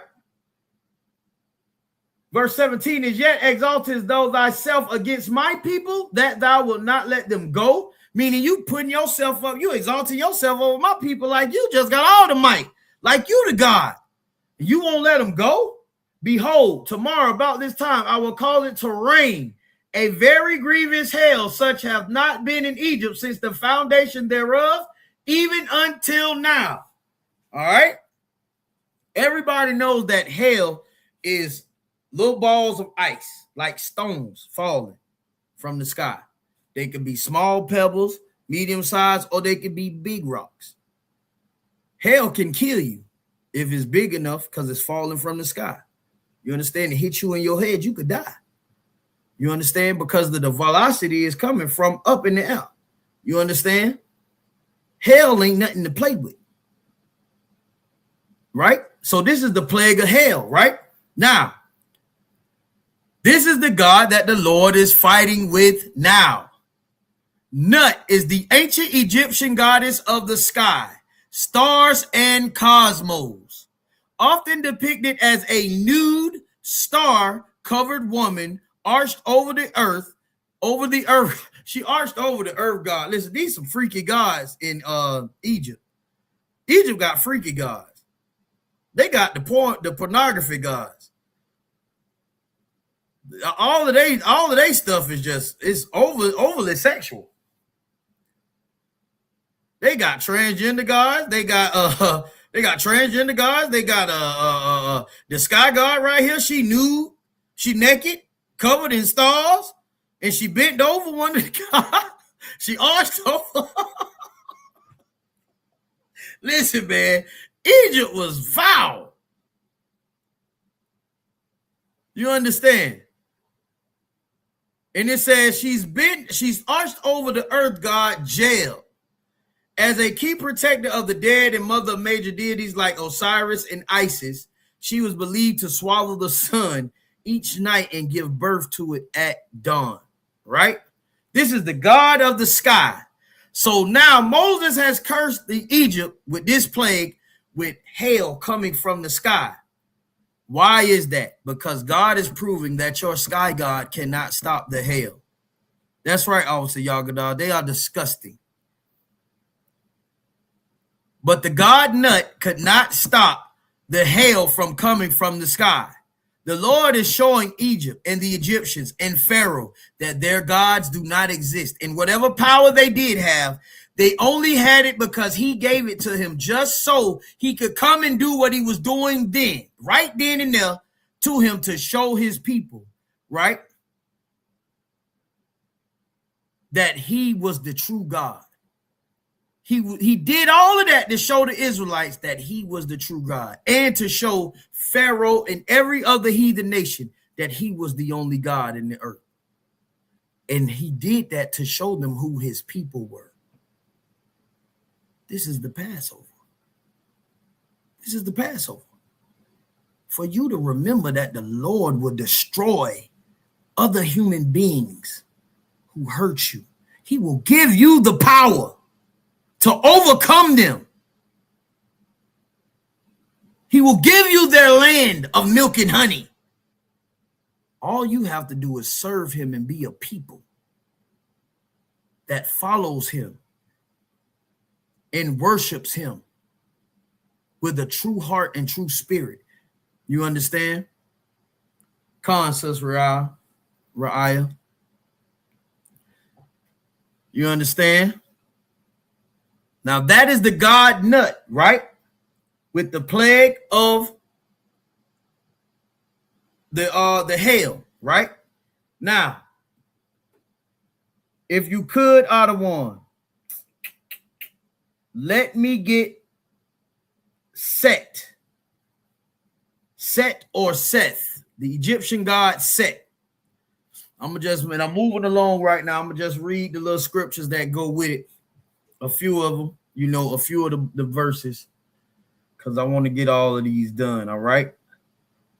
So this is Set, right? Exodus 10. This is going to be found in Exodus chapter 10. We're going to start at verse 4. You start at verse 4, right? Exodus chapter 10, verse 4. Else, if thou refuse to let my people go, behold, tomorrow I will bring the locusts into the coast, right? This is the plague of locusts, right? Now, this is the God that the Lord is going against now, right? The god Set or Seth is the ancient Egyptian god of chaos. Listen, I don't know about y'all. But if y'all do a study on locusts is probably the worst damn thing that can happen anywhere. Locusts eat up everything. All right? They worse than flies because they eat up all the grain. They eat up all the green. They eat it up. They destroy it. It causes total chaos. Set is the god of chaos. His job was to defend Ra from this. It was some other little god that fights Ra night and day. And Set protects Ra. You understand, from this deity, right? It's like a big worm that's supposed to suck up the Nile. I was looking it up. But he wasn't it ain't a big role. But it's right here. You can see it right here in the roll. Initially a guardian of the desert red land and it protected to Ra's solar boat. Set later became viewed primarily as a disruptor of order, Mot, and an antagonist. All right. He was considered dangerous and chaotic. Set ain't too dangerous for the God of Israel. The Lord put them locusts out. The locust was in all the houses of the Egyptians, right? And it never went over to our people. You understand? All right. The next one, if I could get Ra, the Egyptian god Ra, right? So now we done gone over Set, right? That's 1, 2, 3, 4, 5, 6, 7, 8. Right? Set makes 8. That's 8 gods the Lord done fought, right? And done proved to be non-existent, right? And if you go down in Exodus chapter 10, just us, the other one going to leave that up there, Bubba Kashar. Exodus 10, verse 21. Right? You can find this God. The next God we about to read about. Right? Ra. Exodus 10, 21 and 23.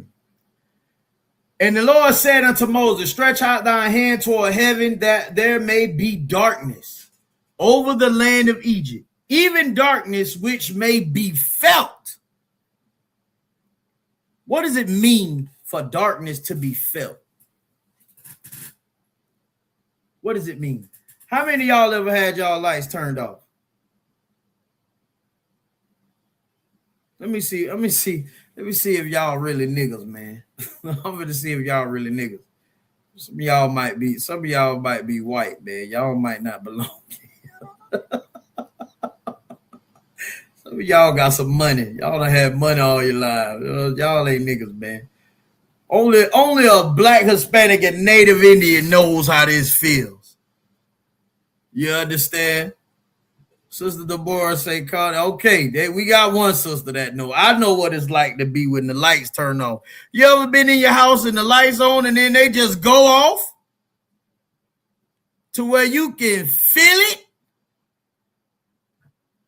When the lights go off, it get hot. You go to sweat. It feels thick.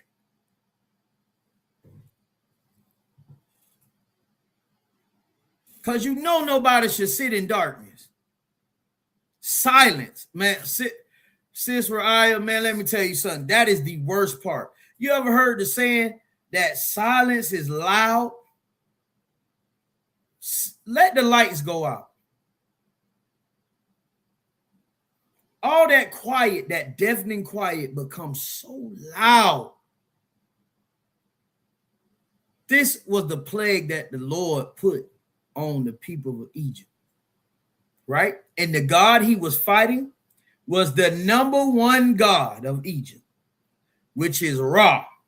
Ra was the supreme ancient Egyptian sun god, creator of all life and ruling king of the gods, primarily worshipped from the 5th dynasty onward. Represented as a falcon-headed man with a sun disk, he commanded the sky, earth, and underworld, with his daily journey symbolizing birth, death, and a resurrection. Now, peep this where it says powers and roles. It said Ra was the god of light. Ra was not a god of anything today when the Lord told Aaron to lift that damn rod up. The Passover is about the Lord taking and showing his people that these gods do not exist. The gods of these other nations do not exist. They have no power. But we're going to get into this. This is the last so-called God. Exodus 11, right? I'm going to start with Exodus chapter 11. Bubba Kashar, Officer Yagadar, you could, that's it with that. You could drop that, sir. I'm going to go here to Exodus 11. Right?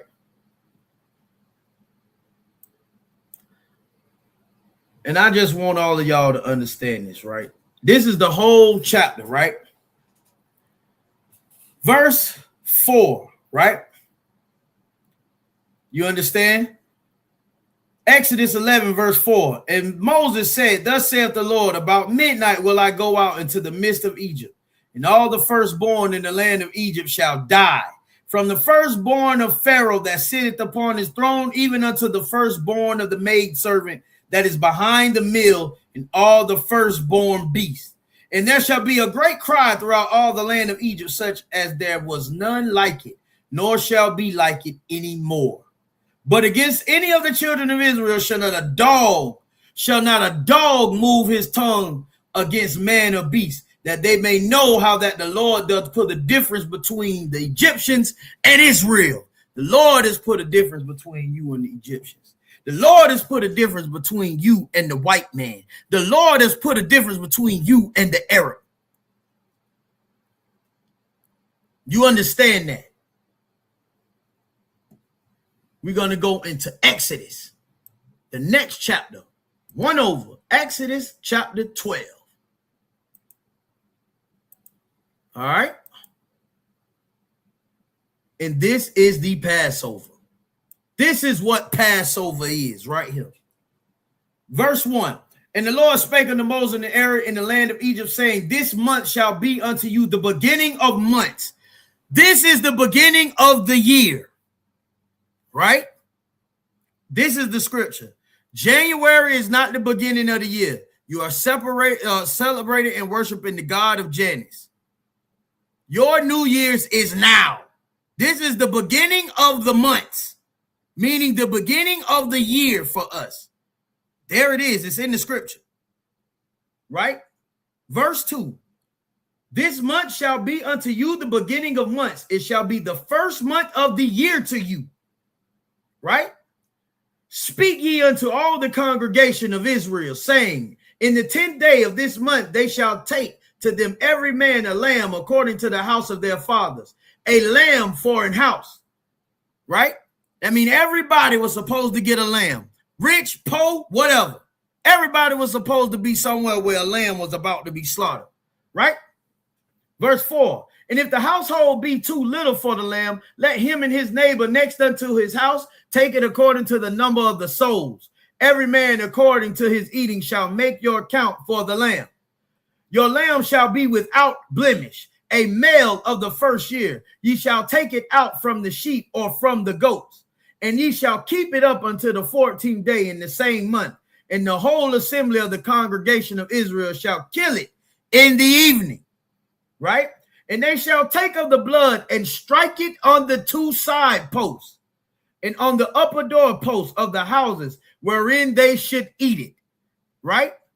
And they shall eat the flesh in that night, roast with fire and unleavened bread, and with bitter herbs they shall eat it, right? The reason why the bread was unleavened, because when you got to hurry up and leave, you ain't got time to sit there and cook and bake. So when they was making the bread was kind of like crackers. Put it like that. Like crackers. You ever ate a cracker or a hard tortilla shell? Tortilla shell, that's what it was. That's unleavened bread. Just hard bread, like hard bread with no flour. Because we had to eat it in the hurry, on the run. We had to go. You understand? You didn't have no jelly for it or no syrup. All you had was bitter herbs. You understand? You had that, the herbs, and the lamb. Right? You didn't have steak. You didn't have catfish. You understand? Right? And it says, and they shall take the blood, strike it on the doorpost. Verse 8, and they shall eat the flesh in that night, roast with fire and unleavened bread, and with bitter herbs they shall eat it. Verse 9, eat not of it raw, nor sodden it all with water, but roast with fire, his head with his legs and with the pertainers thereof. And ye shall let nothing of it remain until the morning. And that which remaineth of it until the morning ye shall burn with fire. You understand that? All right. We're going to drop to verse 12. Matter of fact, we're going to go verse 11. And thus shall ye eat it with your loins girded, your shoes on your feet, and your staff in your hand, and ye shall eat it in haste. It is the Lord's Passover, right? For I will pass through the land of Egypt this night, and I will smite all the firstborn in the land of Egypt, both man and beast, and against all the gods of Egypt I will execute judgment. I am the Most High. And the blood shall be to you for a token upon the houses where you are. And when I see the blood, I will pass over you, and the plague shall not be upon you to destroy you when I smite the land of Egypt. Listen, man, this is a memorial of the Lord destroying our oppressors, man. The Lord destroyed these people for oppressing us. I pray y'all understand. We don't worship or celebrate bunnies. We don't celebrate Easter. We celebrate Passover. You understand? The Lord destroyed our enemies. The last God the Lord destroyed was our oppressor. The oppressor that thinks himself a God. And he destroyed his gods along with it, man. All right. Clap it up, man. I hope all y'all enjoyed the class, man. I'm glad to rock out, man, brothers and sisters. I'm in Houston right now. Salakia, sir.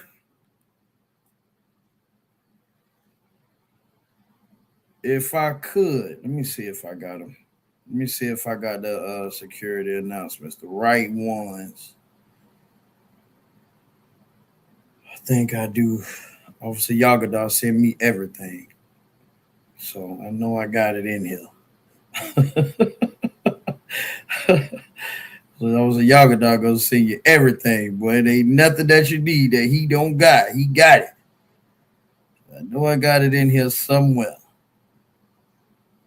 Right here, I got it. Right here. Right off the press. All right. Got these bad eyes. All right. I'm going to read these security announcements. Listen, man. Y'all brothers get down there, man. I'm heading out Wednesday. All right. I'll be there Wednesday. I hope to get up with y'all brothers and sisters, man. Read these security announcements. ISUPK security announcements. Where the ISUPK started out of 1 West 125th Street, Harlem, New York. Rule for new brother and sister. When a new brother or sister comes into the school, they are off limits for a year. They are to be saluted only. They are here to shed themselves of the world. If they need transportation, the teacher will arrange it. After a year, if a brother or sister has an interest in a particular person, he or she must get permission from the head to speak to a brother or sister. There's another 6-month period in which the brother and sister will court each other. After this 6-month period, the brother and sister will get permission from the head to marry. Ties, which is a commandment, Numbers 18 and 21, Malachi 3, 8 through 10, you understand, means 10th in the Hebrew, ma'ashra, 10% of every penny of any increase the Most High gives you. All right, what you're going to do is go to ISUPK.com. When you go on there, click on the link, you'll look up in the corner and you'll see a blue button. It'll say tithes or donations. You want to go there and pay your tithes and your donations, all right? Free will offering for priest fund is a free will offering for priests, not mandatory, whatsoever amount you would like. Upcoding convocations right now. We're getting it on in Houston, man. It's the Lord's Passover, man. So I hope all you brothers, to see all you brothers and sisters out there, you know, we're getting it on out there in Houston, Texas, man. All right. If any brother wants to come into the school and be a trooper, he needs to put on black boots, shirt, pants, and a headband or scarf. If a sister want to come and be in the school, she need to have her head completely wrapped and have on a modest dress. All right. And with that, we're going to give a salute to the brothers and the sisters. All right. Men of Israel, I imagine. Give a courtesy salute to the brothers. Men of Israel, I imagine. Shabbat. I imagine. Barak. Yahweh Hashem Yahweh Shabbat Rakatah. Yalamatah, sisters, stand, I imagine, which is the stand. We're going to give a courtesy salute to the sisters. Men of Israel, I imagine Shabbat, I imagine, Barak, Yahweh Shemalatah Ba'Shem Yahweh Shai. And that concludes the class. I see y'all brothers down in Houston, Lord allow, man. Shalom, Israel, with the Israelite School of Universal Practical Knowledge. And you know what time it is. It's the Lord's 57th annual Passover, and it's going to be held in Houston, Texas on April 4th. Don't forget, bring your family, bring your friends, because this is going to be the time that so-called blacks, Latinos, and Native Americans can come under one roof in one house and to serve the Lord. It's that time. $200 per person. Don't forget, over the age of 17. Don't forget the Lord's Passover. It's coming. Kingdoms ours, all the heathens forbidden. The chosen bow down to no one. It was written.